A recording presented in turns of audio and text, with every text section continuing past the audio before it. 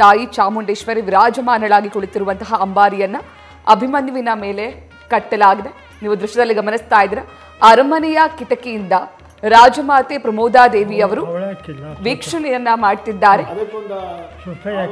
ವೀಕ್ಷಣೆ ಮಾಡ್ತಾ ಇದ್ದಿದ್ದನ್ನು ನೋಡಿ ಅಭಿಮನ್ಯು ಒಂದು ಸೆಲ್ಯೂಟ್ ಅನ್ನ ಹೊಡೆದ. ಅದನ್ನ ನೋಡ್ಬೇಕು ನೀವು. ಅಂದ್ರೆ ರಾಜಮಾತೆಯವರಿಗೆ ಕೃತಜ್ಞತಾ ಪೂರ್ವಕವಾಗಿ ಒಂದು ಸೆಲ್ಯೂಟ್ ಅನ್ನ ಕೊಡ್ಲಾಯ್ತು. ಅವರು ಕಿಟಕಿಯಿಂದಾನೇ ಸೆಲ್ಯೂಟ್ ಅನ್ನ ತಗೊಂಡ್ರು. ನೋಡಿ ಅಲ್ಲಿಂದ ನಿಮ್ಗೆ ಕಾಣಿಸುತ್ತೆ. ಅಲ್ಲಿಂದ ನನಗನ್ಸೋದು ದತ್ತ ಇದ್ದಾಗ ಅವ್ರ ಅಕ್ಕ ತಂಗಿರು ಬರೋರು ನಿಂತ್ಕೊಡೋರು. ಈಗ ಸೊಸೆ ಬಂದು ನಿಂತ್ಕೊಬೋದಾಗಿತ್ತು. ಅವರು ರಾಜಮಾತೆ ಪ್ರಮೋದಾದೇವಿ ಅವರು ಅವಾಗಿಂದ ಕೂಡ ವೀಕ್ಷಿಸ್ತಾ ಇದ್ದಾರೆ. ಯಾವಾಗಲೇ ಹೇಳಿದೆ, ಇದನ್ನ ಕಟ್ಟುವ ಪ್ರಕ್ರಿಯೆಯನ್ನ ಶ್ರೀಕಂಠದತ್ತ ನರಸಿಂಹರಾಜ ಒಡೆಯರ್ರವರು, ಅದನ್ನೇ ಅವ್ರು ಹೇಳಿದ್ದು. ಶ್ರೀಕಂಠದತ್ತ ನರಸಿಂಹರಾಜ ಒಡೆಯರ್ರವರು ಅಲ್ಲಿಂದ ನೋಡ್ತಾ ಇರೋರು, ಅವರು ಇನ್ಸ್ಟ್ರಕ್ಷನ್ ಕೊಡೋರು. ಅದೇ ಪರಂಪರೆಯಲ್ಲಿ ಈಗ ರಾಜಮಾತೆಯವರು ಮಾಡ್ತಾ ಇದ್ದಾರೆ. ರಿಷಿಕಾ ಕುಮಾರಿ ಅವರು ಮೇಲ್ಗಡೆ ಅರಮನೆಯ ಮೇಲ್ಭಾಗದಲ್ಲಿ ನೋಡ್ತಿದ್ದಾರೆ. ಅವರು ನೋಡ್ತಾ ಇದ್ದಾರೆ, ಮಕ್ಕಳ ಜೊತೆಲಿದ್ದಾರೆ. ಬೇರೆ ಕಡೆ ಮೇಲ್ಗಡೆ ಟೆರೇಸ್ ಮೇಲಿದ್ದಾರೆ. ಟೆರೇಸ್ ಮೇಲಿಂದ ನೋಡ್ತಿದ್ದಾರೆ.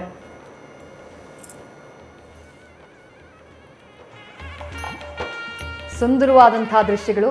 ಇನ್ನು ಕೆಲವೇ ಕ್ಷಣಗಳು ಮಾತ್ರ ಬಾಕಿ ಇರೋದು. ಅಭಿಮನ್ಯುವಿನ ಮೇಲಿರುವಂತಹ ಅಂಬಾರಿಯಲ್ಲಿ ಕೂತಿರುವಂತಹ ತಾಯಿ ಚಾಮುಂಡಿಗೆ ಪುಷ್ಪಾರ್ಚನೆಯಾದಂತಹ ನಂತರದಲ್ಲಿ ಐತಿಹಾಸಿಕ ಜಂಬೂ ಸವಾರಿ ಆರಂಭ ಆಗುತ್ತೆ. ಅಭಿಮನ್ಯುವಿನ ಜೊತೆಗೆ ಒಟ್ಟು 14 ಆನೆಗಳು ಜಂಬೂ ಸವಾರಿಯಲ್ಲಿ ಹೆಜ್ಜೆಯನ್ನು ಹಾಕುವವರಿದ್ದಾರೆ. ನಾನಾಗಲೇ ಹೇಳ್ತಾ ಇದ್ದೆ, ಇಡೀ ಕರ್ನಾಟಕದ ನಿರ್ಮಾತೃ ಅಂತ ಹೇಳಿದರೆ ತಪ್ಪಾಗ್ಲಿಕ್ಕಿಲ್ಲ. ನಾಲ್ವಡಿ ಕೃಷ್ಣರಾಜ ಒಡೆಯರ್ ಅವರು ಈ ನಾಡಿಗೆ ಕೊಟ್ಟಂತಹ ಕೊಡುಗೆಗಳನ್ನು ಈ ಜಂಬೂ ಸವಾರಿ ಆರಂಭ ಆಗೋದಕ್ಕೂ ಮುಂಚೆ ಕ್ವಿಕ್ ಆಗಿ ತಿಳಿಸುವಂತಹ ಕೆಲಸವನ್ನು ನಮ್ಮ ವೀಕ್ಷಕರಿಗೆ ಮಾಡಬೇಕು. ಡಾಕ್ಟರ್ ಶೆಲ್ವಪಳ್ಳಿ ಸರ್, ಇವರದು ನಾಲ್ವಡಿಯವರ ಸಾಧನೆಗಳನ್ನು ಏನಾದರೂ ಹೇಳಿಬಿಟ್ರೆ ಅದು ಎಷ್ಟು ಹೇಳಿದ್ರೂ ಕಮ್ಮಿನೇ. ಅದು ಯಾಕೆ ಅಂತ ಕೇಳಿದ್ರೆ ಎಲ್ಲವೂ ಅವರದ್ದೇ. ಯಾಕೆಂದರೆ ನೀವು 1902ರಿಂದ ಅಧಿಕೃತವಾಗಿ ನಾವು ಹೇಳೋದಾದರೆ, ಅಂದರೆ 1894-95ರಿಂದಾನೇ ಅವ್ರದನ್ನು ಹೇಳಬೇಕಾಗ್ತದೆ. ಆದರೆ ಅಧಿಕೃತವಾಗಿ 1902ರಿಂದ ನಾವು ಹೇಳೋದಾದರೆ, ಅವರು ಪಟ್ಟಾಭಿಷೇಕ ಆದಮೇಲೆ, ಅಂದರೆ ಅವರ ತಾಯಿ ನೋಡ್ಕೊಳ್ತಾ ಇದ್ರು, ಅದಾದಮೇಲೆ ಇವರಿಗೆ ಅಧಿಕಾರ ಬಂದ ಮೇಲೆ ಇವರು ಮಾಡಿದಂತಹ ಸಾಧನೆಗಳು, ಇವರು ಮತ್ತು ಇವರ ತಮ್ಮ ಕಂಠೀರವ ಯುವರಾಜ ಕಂಠೀರವ ನರಸರಾಜ ಒಡೆಯರು, ಅವರಿಬ್ರು ಅಣ್ಣ ತಮ್ಮಂದರು. ಸೊ ನಾಲ್ವಡಿಯವರ ಸಾಧನೆಗಳನ್ನು ಏನಾದರೂ ನೋಡೋದಾದರೆ ಅದಕ್ಕೊಂದು ಹಾಡೇ ಇದೆಯಲ್ಲ, ಮರೆಯೋದು ಉಂಟೆ ಮೈಸೂರು ಒಡೆಯ ಶ್ರೀ ನಾಲ್ವಡಿ ಕೃಷ್ಣರಾಜ ಒಡೆಯ ಅಂತ ಒಂದು. ಅವ್ರು ಮಾಡದೇ ಇರೋದೇನಿಲ್ಲ, ಅದು ಎಲ್ಲವನ್ನೂ ಮಾಡಿದ್ದಾರೆ. ಇದಕ್ಕೆ ಅವ್ರು ಏನು ಮಾಡಿದ್ದಾರೆ ಅಂತ ಹೇಳೋಕೆ ಮುಂಚೆ ಇಬ್ಬರ ಅಭಿಪ್ರಾಯ ಹೇಳ್ಬಿಡ್ತೀನಿ ನಿಮಗೆ. ಮಹಾತ್ಮ ಗಾಂಧಿಯವರು 1927ರಲ್ಲಿ 1934ರಲ್ಲಿ ಈ ರಾಜ್ಯಕ್ಕೆ ಭೇಟಿಯನ್ನು ಕೊಟ್ಟಿದ್ದರು. ಅವರು ಮೈಸೂರಿಗೂ ಭೇಟಿಯನ್ನು ಕೊಟ್ಟಿದ್ದರು ಮಹಾತ್ಮ ಗಾಂಧಿಯವರು. ಅವರು ಹೇಳಿದ್ರು, ನೀವು ರಾಜಋಷಿ ಅಂತ, ಅಂದರೆ ರಾಜಋಷಿ.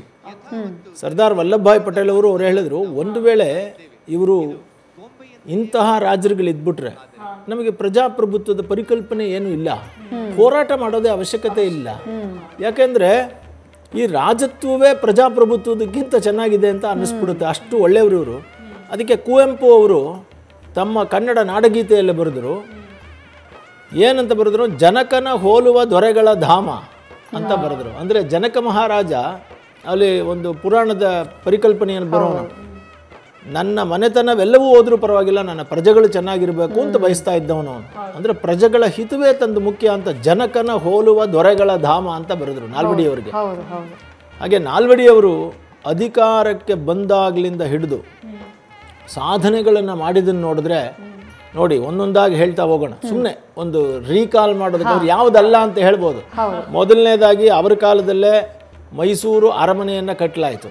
ಇವತ್ತು ಇಡೀ ಭಾರತದಲ್ಲಿಯೇ ಅತ್ಯಂತ ಹೆಚ್ಚು ಪ್ರವಾಸಿಗರು ಎಲ್ಲಿಗಾದರೂ ಭೇಟಿ ಕೊಡ್ತಾ ಇದ್ದಾರೆ ಅಂತಂದರೆ ಅದು ನಂಬರ್ 1 ಮೈಸೂರು. ಅದು ಹಿಂದೆ ತಾಜ್ ಮಹಲ್ಗಿತ್ತು, ಈಗ ತಾಜ್ ಮಹಲ್ ಸೆಕೆಂಡ್ ಸ್ಟೇಜಿಗೆ ಬಂತು. ಫಸ್ಟು ಬಂದು ಮೈಸೂರು ಅರಮನೆ.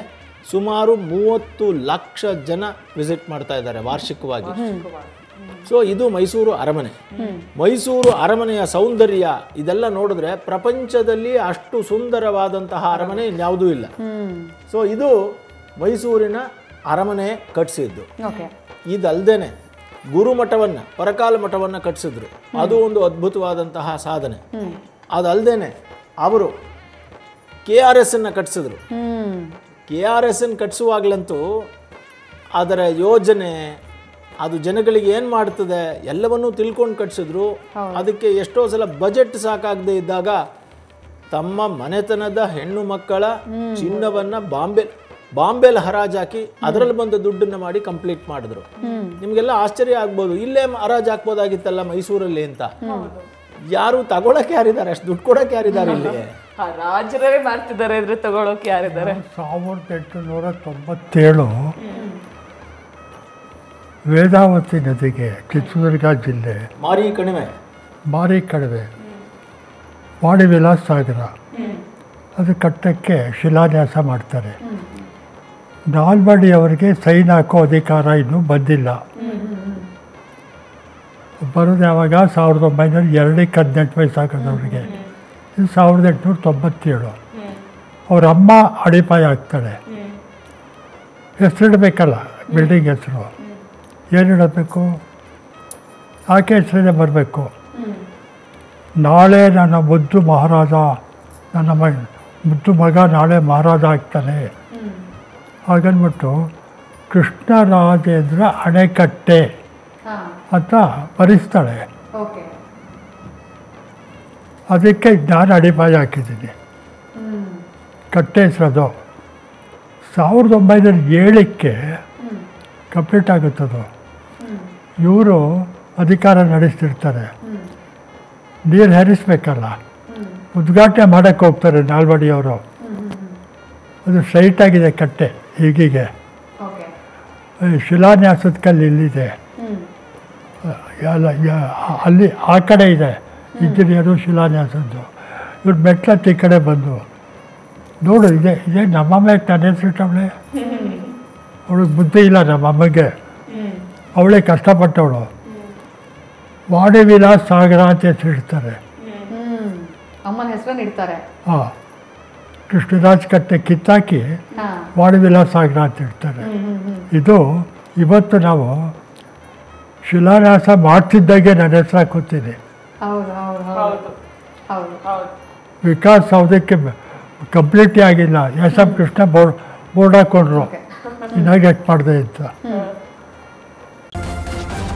ನ್ಯೂಸ್ ಫಸ್ಟ್ ನಿರ್ಭೀತಿಯಿಂದ ನಿಮ್ಮ ಪರವಾಗಿ.